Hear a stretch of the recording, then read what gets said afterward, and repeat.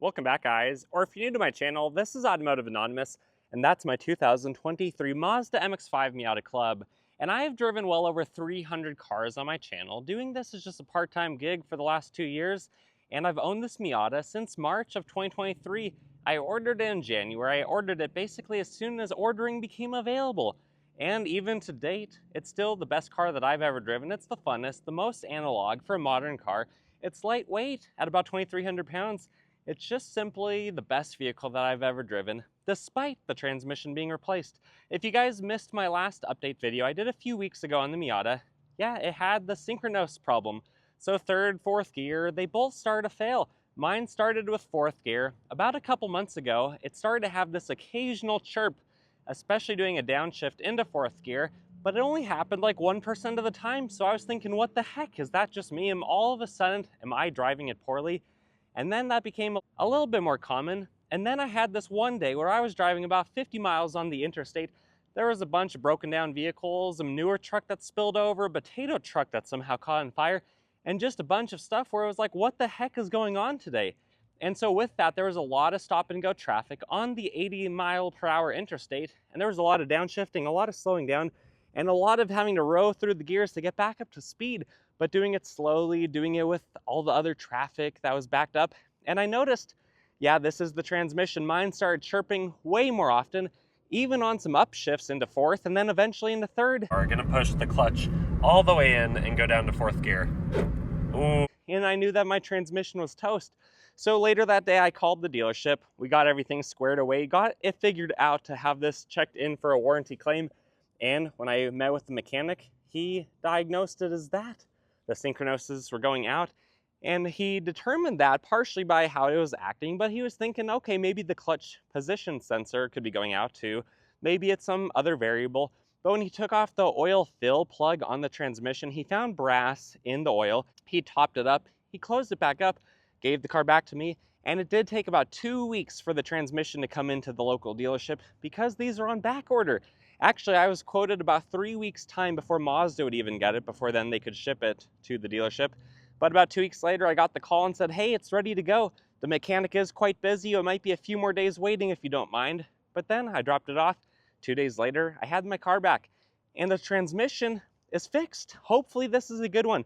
Only a few percent of these have been having problems, which just seems like the 2016s had a lot of the problems, and then the issue resurfaced for 2022s and 2023s, which the funny thing is, when I ordered this at the beginning of 2023, the ND2 Miata platform, it seemed bulletproof. It seemed like there really weren't very many issues, not very many concerns on the forums, and like this was a really well sorted out car, and indeed it is. But a few of the transmissions have had that synchronous problem.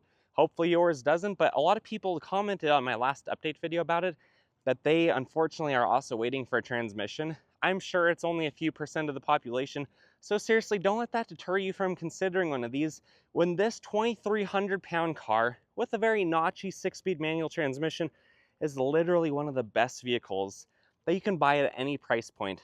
Personally, I've said this before and I'll say it again, the only things that come close to matching the driving experience of this, to me, in my opinion, are the C8 Corvette, just because that's really fun, but it's twice the price or more. It's hard to work on because you have to pull the engine out for basic items.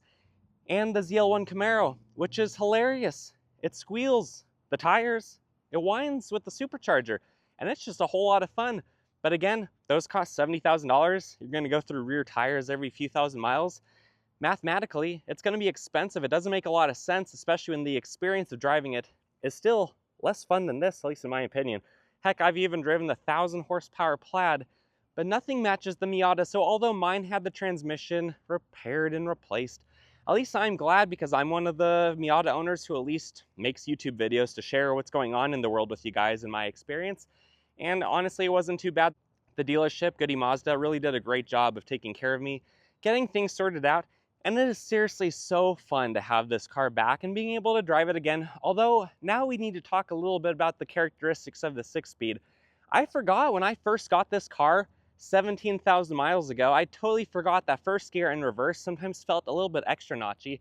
And it took maybe just a little bit of time for those to kind of subtly smooth out. So when I first got back into mine, that was kind of like a flashback and memory to that first experience. But going through 3, 4, 5, 6, those gears are all smooth.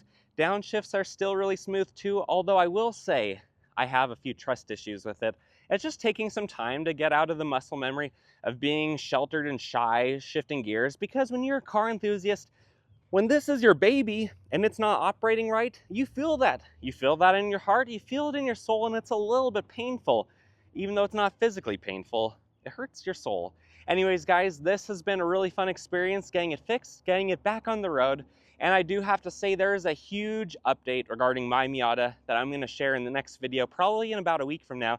So I can't get too much into that, but there are some huge plans, something really big, something that you guys aren't expecting is going to be happening with this one, and something that maybe goes against what I've been saying about it all along. There's been a few realizations I've had, and there's a big plan in place for what this one's going to be. Anyways, guys, I hope you guys have the chance to drive a Miata. If you haven't already, don't knock it till you try it. I used to make fun of these. I used to not understand why people either loved them or hated them, because I didn't understand them. So I'm like, okay, they're a silly little car. They make 180 horsepower. Why would you buy one? And then I drove one and I couldn't stop smiling before I put into place the plan to order my own. And still, of everything I've driven across my channel, a bunch of supercharged V8s, a bunch of really cool cars, turbo 6 cylinders, you know, turbo 4s, of course, all the stuff that this might compete against or at several times the price point, nothing really matches it. I do need to mention, back with the C8 and the ZL1 comparison, the BRZ and the GR86 are close, but they're not as fun. Weighing 500 pounds more, having a back seat, having a closed top, it's just not the same. And if you guys haven't watched any of my other videos and you're wondering about the few modifications that this one has so far, they've mostly been to make it more track focused and just more usable. So I have racing toe straps. They're rated for 4,500 pounds on each corner. I think they were like 170 or 180 bucks at the time MSRP when I ordered them, but I think they look good. Everyone seems to have the metal ring. I don't like the metal ring. I like the strap. I think it does a really good job. It is very dirty, but I think it looks good. So I have those on each the front and the rear. And then I have the Blackbird Fabworks roll bar, which, as far as I'm aware, it's the only SCCA approved track roll bar. I did get the $100 like vinyl inserts to kind of clean up the interior, make it look a little bit nicer. But that was over a $1,700 roll bar with tax. Install took about a whole day between me and my actual mechanic friend. You had to do a lot of work. You had to drill some brackets into the wheel wells.